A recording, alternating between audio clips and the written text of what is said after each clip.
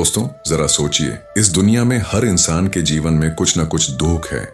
लेकिन असली दुख क्या है? कोई कहेगा पैसा ना होना सबसे बड़ा दुख है, कोई कहेगा रिश्तों का टूटना, कोई कहेगा बीमारी और कोई कहेगा मौत का डर। लेकिन सच यह है कि दुख केवल बाहर से नहीं आता, बल्कि हमारे मन की स्थिति से पैदा होता है। जब बच्चा जन्म लेता है तो रोते हुए आता है।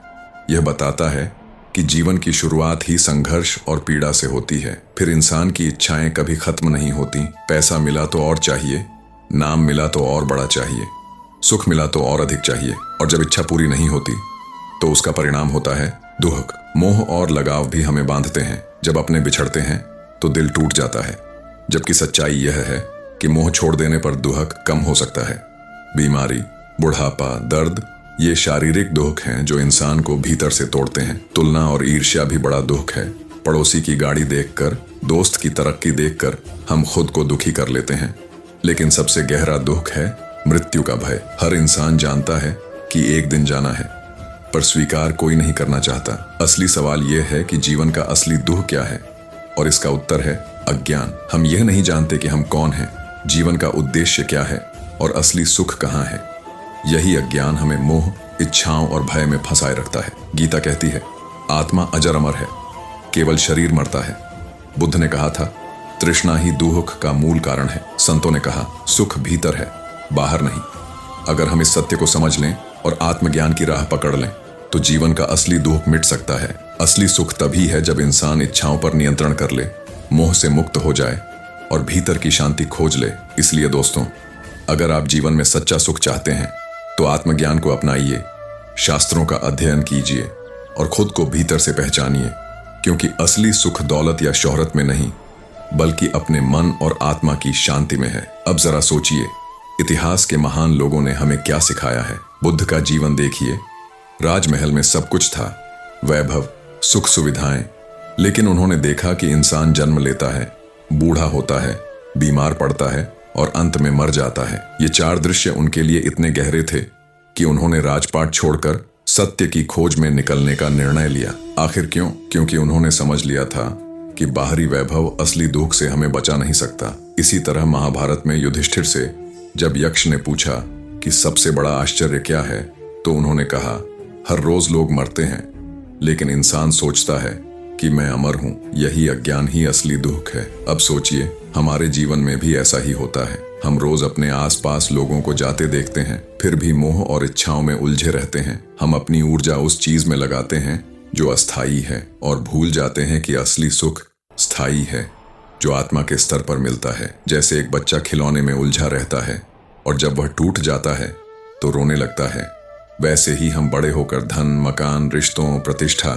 जैसे खिलौनों में उलझ जाते हैं। जब यह सब छूटता है तो हमें असहनीय दुख होता है। लेकिन अगर हम यह समझ लें कि यह सब अस्थायी है तो दुख हमें इतना प्रभावित नहीं करेगा। असली प्रश्न यह नहीं है कि दुख कहाँ है, बल्कि यह है कि दुख को कैसे स्वीकार करना है और उससे ऊपर कैसे उठना है।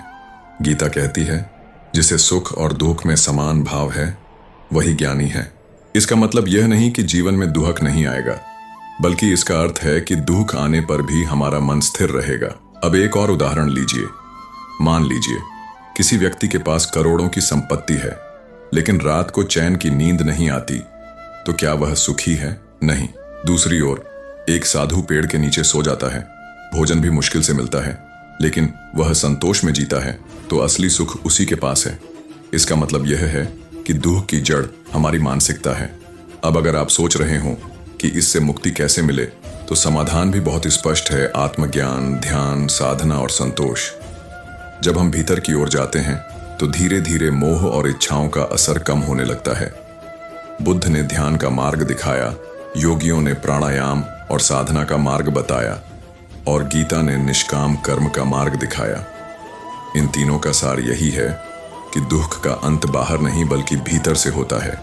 अब आप अपने जीवन की घटनाओं पर भी गौर कीजिए। जो दुख आपको 10 साल पहले बहुत बड़ा लगता था, आज आप हंसकर याद करते हैं। क्यों? क्योंकि समय ने उसे छोटा कर दिया। इसका मतलब है कि दुख स्थायी नहीं है, यह भी गुजर जाता है। अगर हम यह समझ लें कि दुख अस्थायी है और आत्मा शाश्वत है, तो जीवन का बोझ हल्का हो जाता है। और यही समझ इंसान को मुक्त करती है। अब जरा तुलसीदास का जीवन देखिए। पत्नी के मोह में बंधे तुलसीदास जब एक रात अपनी पत्नी से मिलने तूफानी रात में ससुराल पहुंच गए तो पत्नी ने कहा, अगर तुम भगवान राम के प्रति इतना प्रेम करते तो आज ही उनका दर्शन कर लेते। यह वाक्य तुलसीदास के हृदय में तीर की तरह लगा और उसी क्षण से उनका मोह टूटा और वे संत बन गए। यही दर्शाता है कि असली दुहक मोह है और असली सुख उससे मुक्त होने में है। इसी तरह राजा जनक का उदाहरण देखिए, जिन्हें विदेह कहा गया, यानी शरीर में रहते हुए भी जिनका मन शरीर से जुड़ा नहीं था। एक बार उनके महल में आग लग गई। सभी लोग दौड़ते हुए बाहर भागे, लेकिन राजा जनक ध्यान की अवस्था में बैठे रहे। लोगों ने पूछा, महाराज, महल जल रहा है और आप शांत बैठे हैं। तो जनक ने कहा, आग महल को जला सकती है, लेकिन मेरे भीतर की शांति को नहीं।